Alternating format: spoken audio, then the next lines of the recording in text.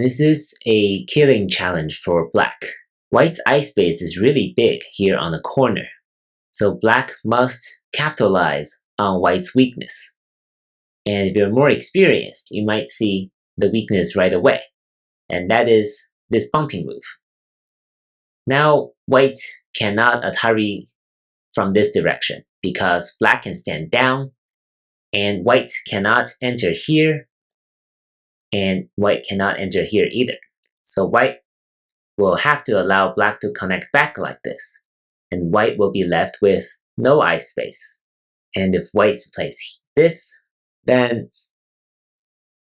black will be able to capture white like this. So white's strongest response is atari on the first line. Black connects, white connects.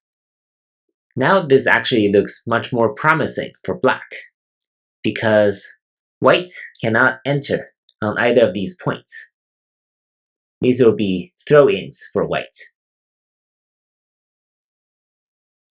And that is great for black. So black's number 5 should try to destroy this extra eye. Otherwise, white can make an eye here. Capturing these 4 stones will be a second eye, at least. So black should destroy this eye. And all white can do now is to increase eye space. If white plays here, then black can come and destroy this eye. And because white cannot enter here, this eventually will be a bulky 5 shape, and white will die this way. But if number 6 is here, all black needs to do is to destroy this eye. Otherwise, white might make an extra eye here. As long as black destroys this eye, white can't do much on the inside. Now, white must connect this cutting point. What happens now, or eventually, is that black can play this move. And this will be a rapid E6 shape. It's not a common shape in life and death problems, but it does exist, and I covered it in chapter 2. So this is a rapid E6 shape, also a dead shape, just like the crossed 5 and the bulky 5. And that's why number 13 will kill the corner.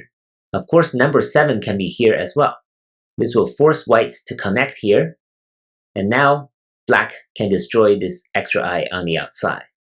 And because white cannot enter here, the best white can try is to play something on the outside. And as soon as white plays at number 10, black can play this move to make it into a rapid E6 shape. Overall, a couple of key takeaways. Number 1, this bumping move really makes use of white's weakness here on the corner. And when white responds this way, all black needs to do is to make white into a rapid E6 shape to kill white. I hope you enjoyed the challenge, and I'll see you in the next video. Thank you.